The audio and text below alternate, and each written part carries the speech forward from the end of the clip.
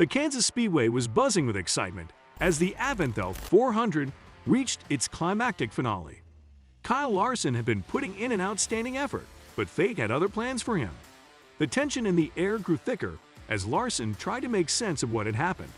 And just when you thought things couldn't get any hotter, an unexpected disagreement erupted, threatening to turn into a full fight. So, fans get to stay tuned to NASCAR Zone as we take you behind the scenes of the chaos that unfolded after the race. But before we dive into that, do subscribe to our channel and hit the like button.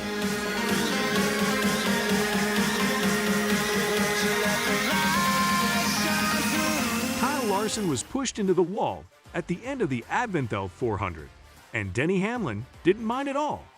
But Larson didn't seem that upset about losing the race. Even though he fought hard for 30 rounds, he didn't win. We are sure that his mood is better because he won 2 games earlier this year. In the last 10 laps, Kyle Larson's car became less stable with each turn. With about 5 laps to go, it didn't look good for the number 5 car. To his credit, Larson said that the last part of the race was just hard. When you have a loose car and a strong side draft, things happen. In the end, Hamlin's car was better, and he made sure he won. But because Ross Chastain and Noah Gragson were fighting, Larson couldn't finish his thoughts after the race. It fell off, and he laughed a little, forgetting about what had happened with Hamlin. Fans and drivers love it when there's a fight in the pits of a NASCAR race. When there are fights, people watch and are likely to watch again a week later. This week, no one will really talk about Kyle Larson's loss, which is good news for him. Chastain and Gragson will be the focus of everything. This 1.5-mile track showed what the next-gen car could do best. It was an exciting race that finished with a fight between 2 of the best drivers in NASCAR history. Given how bad the season had been so far, this was a nice sight. Denny Hamlin wins the AdventHealth 400 after Kyle Larson hits the wall. That talk after the race showed a lot. At the time, Kyle Larson knew where he stood. He knows that Hamlin is a tough racer to go up against. Since Hamlin hadn't won yet this season, everyone kind of knew what was going to happen.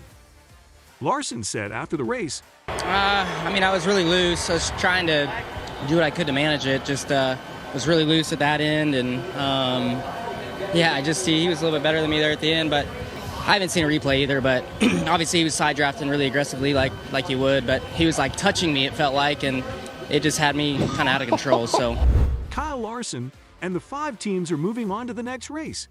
What do you think Larson will be able to recover from his loss at Darlington Raceway in the next race? Let us know in the comments section below. Be sure to hit the bell button and subscribe to our channel to get the latest updates. When Denny Hamlin won at Kansas Speedway on Sunday afternoon, it was the 400th win for Joe Gibbs Racing in NASCAR. This was a big deal. Hamlin won his 49th NASCAR Cup Series race after making an impact with Kyle Larson on the last lap and passing him. Hamlin has won every race he has driven for Gibbs. Joe Gibbs has won 203 Cup races so far. The company has won 197 times in the Xfinity Series, which makes up the rest of the 400 wins.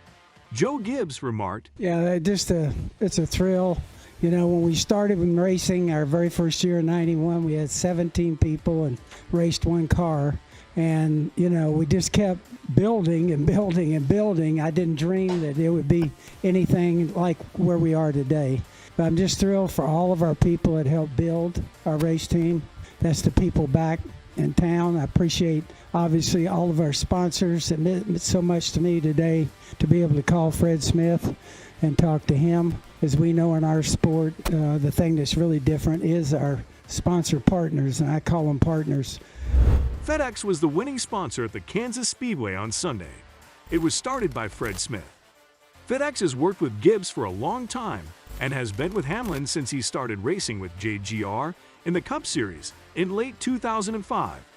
Now let's talk about the Ross Chastain and Noah Gragson incident that overshadowed Larson's loss this week.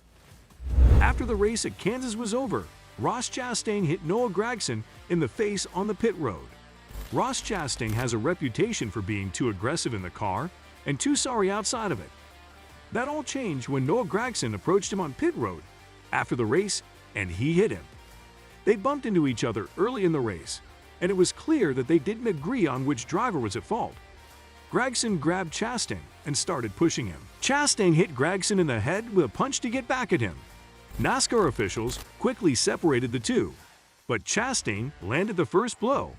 Over the past 2 seasons, the Trackhouse Racing driver has had problems with a number of other drivers on the track, and his explanations no longer mean anything.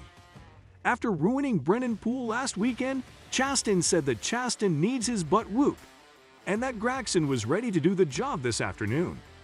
Chastain added, I got tied off of 4 for sure, and Noah and I have a very similar attitude on the racetrack, and we train together, we prepare together, we know each other's every little bit about each other. So yeah, I definitely crowded him up off of 4, and he took a swipe at us in 3, and then came down, grabbed a hold of me, and a very big man once told me we have a no push policy here at Trackhouse. So Gragson replied, yeah, I just got fenced by the one. He took care of us at Talladega, and didn't, we're Chevrolet teammates, and didn't work with us there, and then fenced us here, and I'm just over it. Nobody else has the balls to at least, confront him. So if you don't at least just grab him and do something, he's just going to keep doing it, and I'm over it. It's the second time. I have respect for Justin Marks and the rest of the Trackhouse team, and that's why I'm not wrecking him on the racetrack. But I'm ready to fight him. I didn't even get a shot in because the security guards got in the middle of it. But nobody confronts the guy. He just keeps doing it, and I'm sick and tired of it. Chastain finished today's race in 5th place, while Gragson hit another car, lost control, and ended up in 29th place. Both drivers have had a hard time this season. Chastain hasn't won yet and keeps getting into these kinds of accidents. Gragson is in the middle of his first season with a small, reorganized Legacy Motor Club team. Even last week's major news from Legacy Motor Club couldn't divert the NASCAR Cup Series focus away from Ross Chastain, the sport's most divisive figure. Legacy is shifting from a single manufacturing company to another, but Chastain remains faithful to himself. He is the most daring driver in the sport. Now, a Hall of Fame driver claims that Chastain may have led the series in points when he arrived at Kansas Speedway, but he can't win the championship. On Sunday, Fox Sports race day host Chris Myers stated that Ross Chastain had competed in 9 major events in the last 2 seasons. It's unclear how many of those were triggered by the number 1 Chevy driver. Last week at Dover, Chastain punted Brennan Poole's number 15 Ford, putting him in the path of Kyle Larson's number 5 Chevy and wrecking his day only 80 laps into the race. Kurt Busch saw Chastain's overbearing behavior. According to Busch, key thing is his awareness on track. He just starts throwing it into spots where he shouldn't be going, starts running into this guy. I mean, Poole might have been even checking up last week, and Ross is like, man, I wasn't even trying to do anything. It's that snowball thing, and it takes those veterans. I had Terry Labonte come up and grab me by the back of my collar and say, all right, kid, straighten up. Dale Jr., I wrecked him, and it was like, hey, man, we got to sort this out. So it takes time, and Ross just has to find his awareness in the car. Ross Chastain may be unable to put things right in 2023. Chris Myers questioned Busch if the Florida watermelon farmer could win the championship in 2023. Can he win a championship with you cannot. Not 1 ounce. Right, there's no way you can make your way through. With that list of people that want to take you out, there's no way.